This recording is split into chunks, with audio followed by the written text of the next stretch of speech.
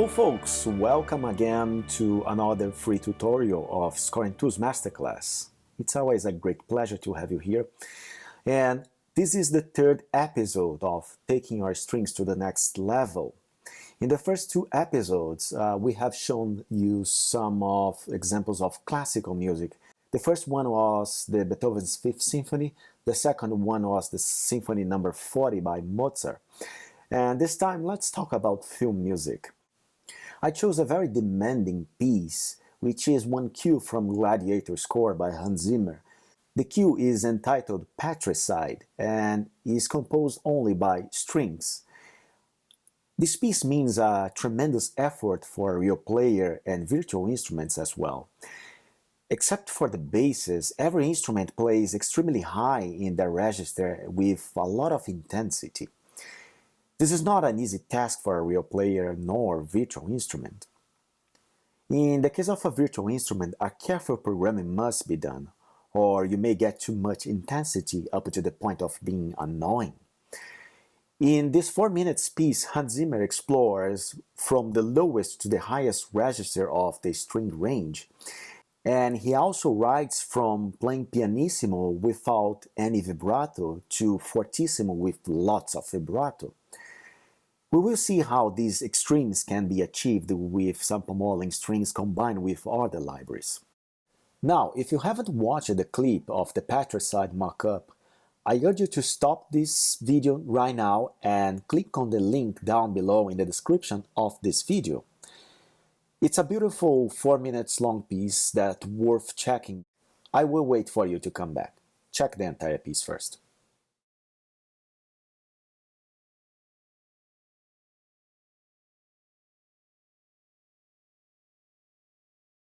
Another thing that I would like you to know is that I didn't have the original score and I needed to transcribe this one. So keep in mind that the transcription may not be 100% accurate.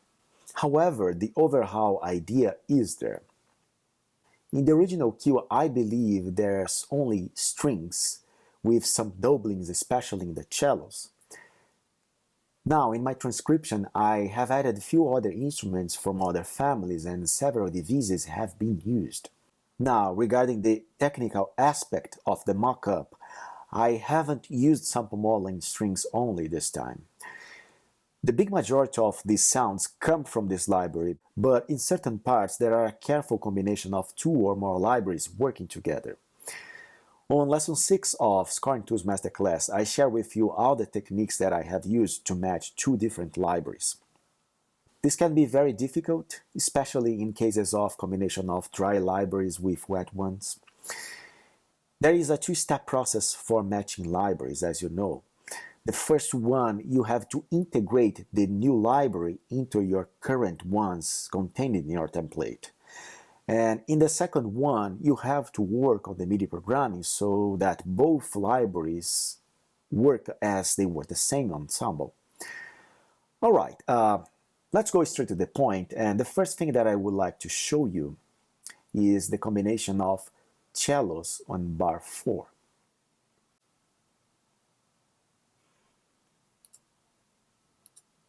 I will solo violas and cellos, and let's hear how they sound.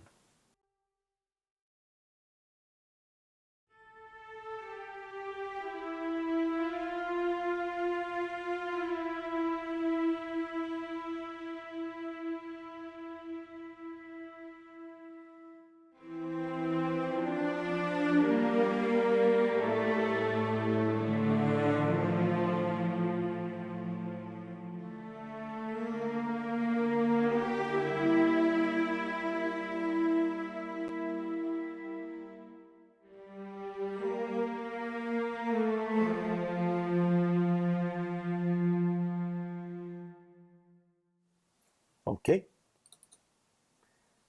talking about the violas, you probably never suspected that there was violas playing with the cellos in the first phrase, but here they are. They come from Hollywood violas.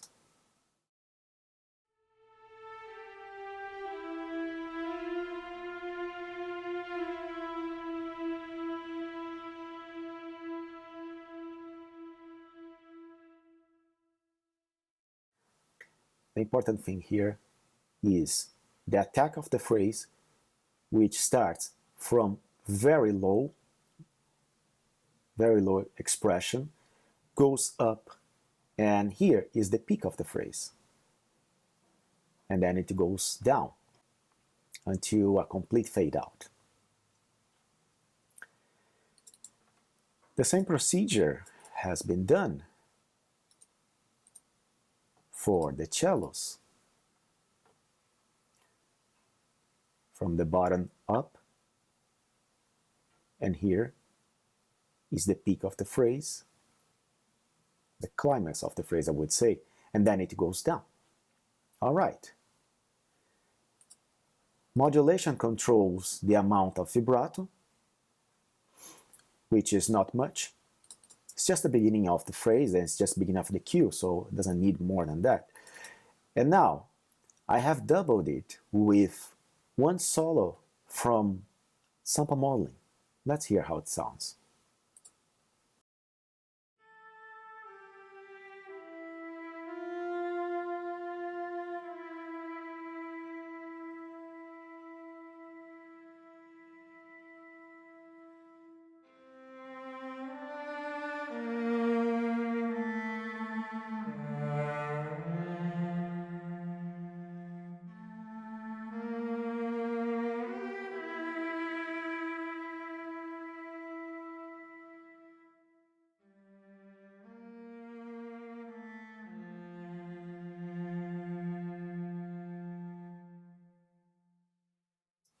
Okay, very low velocity here because I wanted to have this slide that is the original interpretation of the score.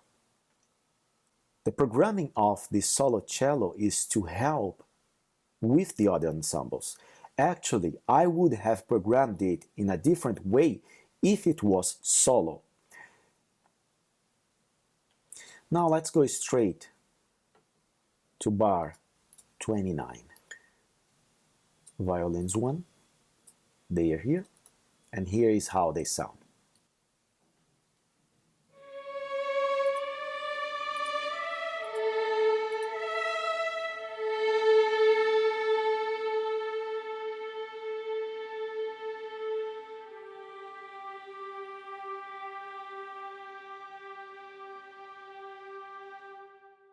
Okay. Pay attention that from these notes to these notes, the amount of intensity has been decreased a lot. Here is very intense because they are playing the melody, and right here they are playing only the accompaniment, and who is playing the melody over here are the cellos. So once again, a lot of intensity here, little intensity here.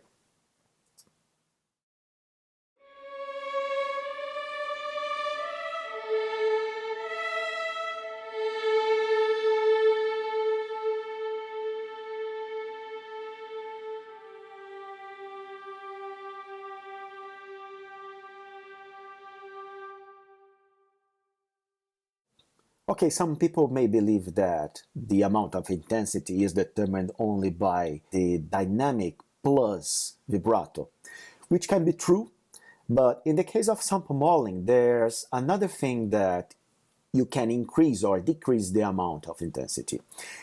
And this is one key switch that controls how high or low you're gonna play in the instrument. So here is the original phrase that I was showing you, and here is one key switch. This key switch triggers the highest position for the instrument, which means that they are going to play probably on the fourth or the third string instead of the first or the second. And doing that, they will play in the highest position and get a more intense sound on it. Let's bypass and see how brighter it will sound if they were playing in the current way. It will sound brighter and with a little less intensity.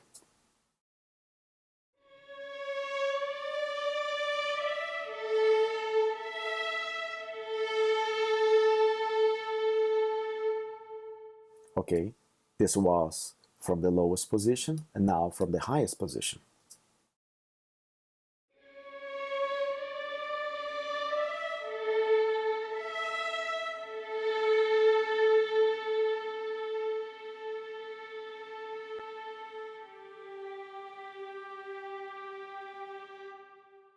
And if you are a good observer, you're going to see that here, where I require less intensity, they are back again to the lowest position.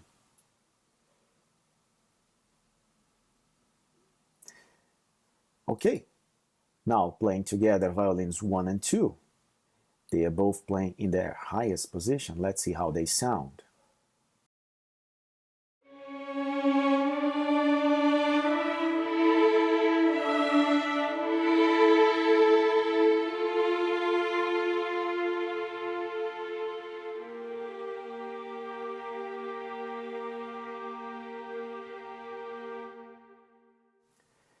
This crying characteristic over here with lots of vibrato can only be achieved when you choose the position that the player is going to play the instrument. Some libraries have this feature, but most of them don't have it yet. Sample modeling is very versatile when you can choose if you wanted to play them in high, middle, or low.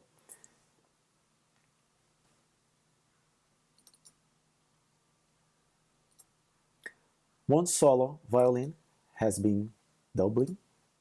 Violins 2, let's hear it.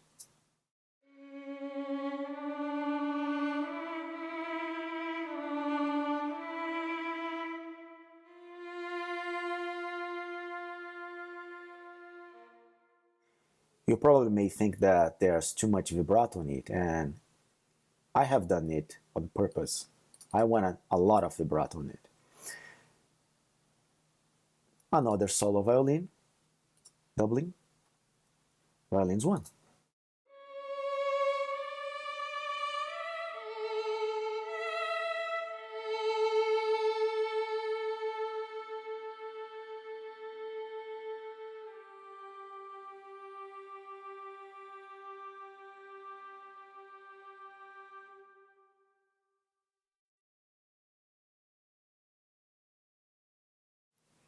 Alright, this has been the decrease of intensity.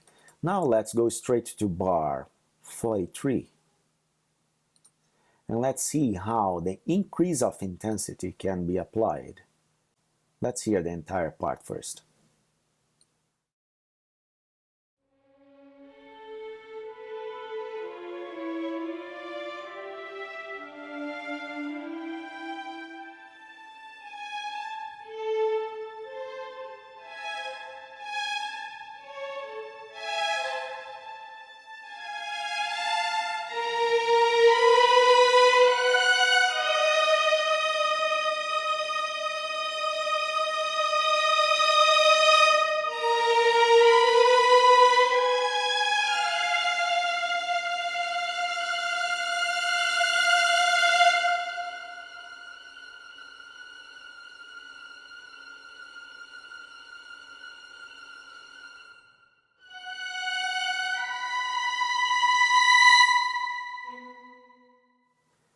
Okay, good. From this ascending phrase, there's an increase of intensity.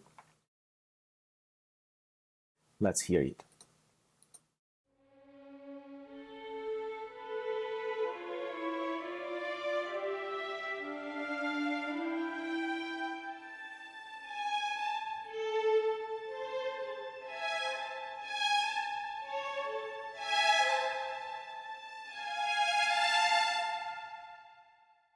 And then comes the main phrase with the climax.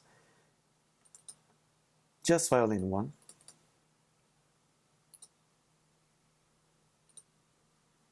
The programming has been done like this. From lowest dynamic going to the highest.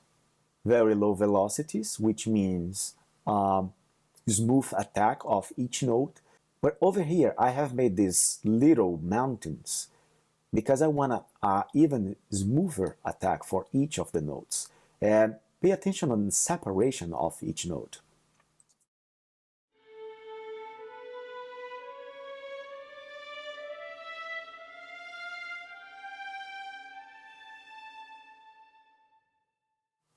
The good thing about this library is that you can program the legato that you want.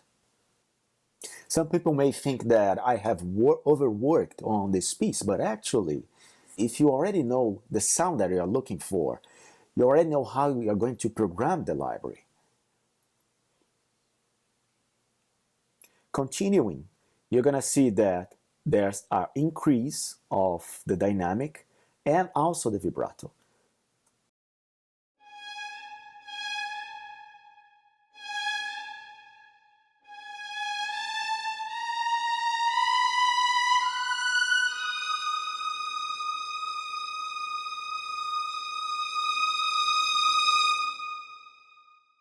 This thing is very important.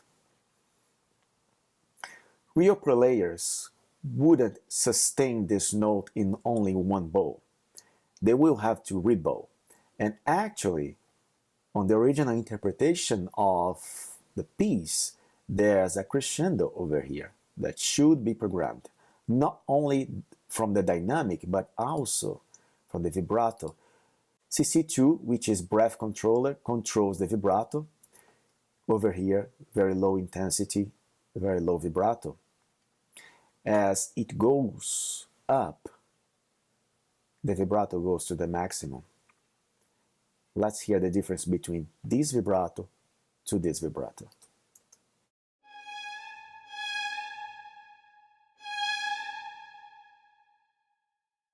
Nuances like these are very hard to be simulated with the current sample libraries. That's why I like libraries where you can program your own sound. But it doesn't end here. This non-reg MSB means CC99, which controls expressive vibrato. If you have this library, I urge you to test with it. The highest is the expressive vibrato, the more intense the sound becomes. And as you can see, as the intensity of the music increases, I also increase the expressive vibrato. Over here, in modulation, there was a ramp down and going up, and the expressive vibrato follows the same procedure. Now, let's say that I don't touch on it, and it's way down. Look at the sound. The vibrato is still in the highest, 127, but expressive vibrato, which is CC99, is in the lowest, over 8 or 9. Let's see how it sounds.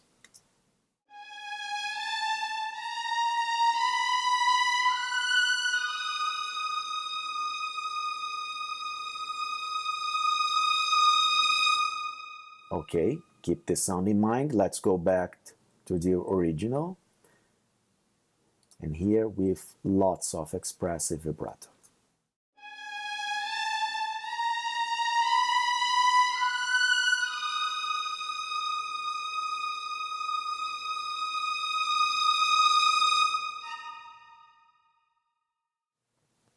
It adds much more expression, which in some ways means a little bit of randomness in the sound. Now, in the same part, now going to the violas and cellos, there's one very interesting thing here.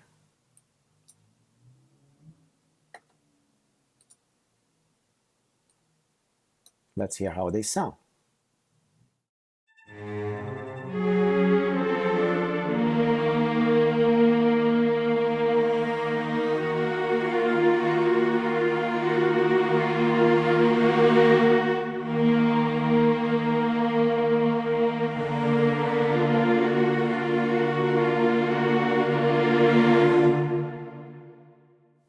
Okay, only the violas, they are in divisi.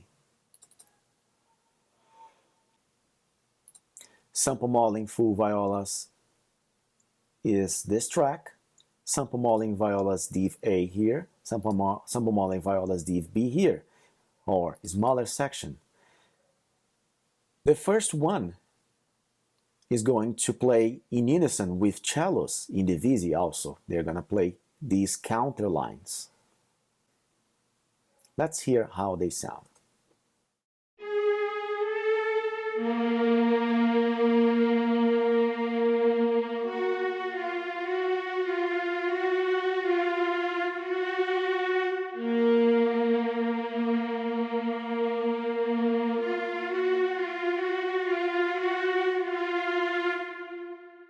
Okay, good.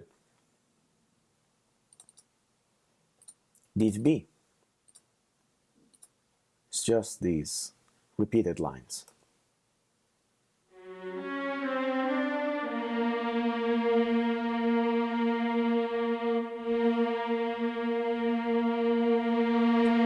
Okay, I don't have to go to the final part, but one thing that you must pay attention is this note, which is key switch, play, high position. This one, key switch, play, high position for the violas. By doing this, the violas will blend in a better way with the cellos. Now going to the cellos, sample modeling cellos div A. They are playing. They are playing here.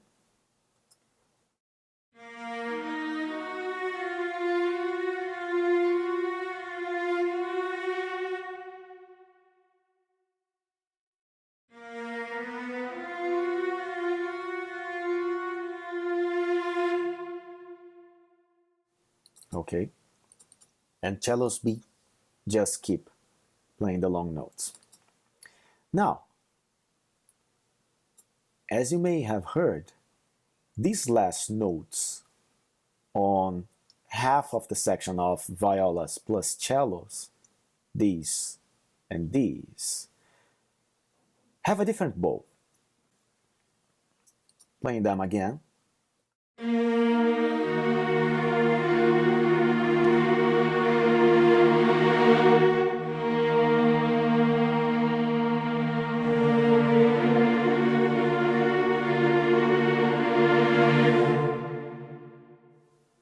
This kind of very aggressive and nervous vibrato gives a lot of expression to the music. And now, there's only one small tip that seems to be little but makes all the difference. Here there are sustained pedal on the legato of the last two notes. Over here and over here. Sustained pedal, sustained pedal. The same procedure has been done for the cellos. Last notes, last legato, sustained pedal, sustained pedal. This sustained pedal means a change in the bow. If you read in the manual, it says that it's a détaché, and I wanted to use this kind of détaché here because I wanted to simulate the different bow. Once again, let's hear only cellos over this passage.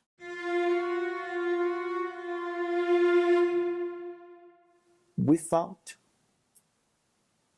it will sound more connected, and you can't perceive the movement of bow down and up.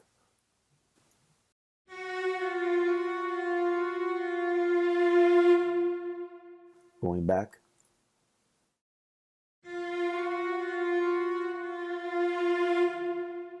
Once again, with no pedal at all. Very subtle difference. And you may ask, but Leandro, no one can realize such a difference in the music. Why do you do that? I do that because I believe that we should play each instrument as a real player would play it. So, even though it is not easily perceptible, once again, tiny little differences here, tiny little differences there make a huge impact in the overall sound. By listening to the two sections, you're gonna see how aggressive and nervous this last note becomes, because this is the highest intensity of the bar.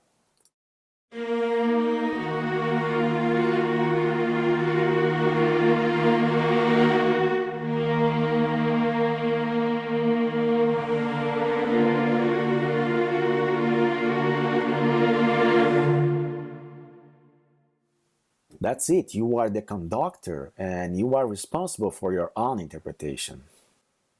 Alright folks, these were a few tips for you to improve your programming with this library.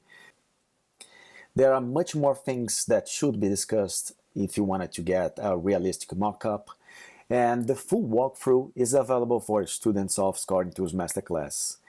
On it, I share every detail and secret of an excellent MIDI programming. In a few days, I will be back with the fourth and last chapter of taking your strings to the next level. Don't forget to subscribe to my YouTube channel. Check the links down below in the description of this video if you are watching it on YouTube.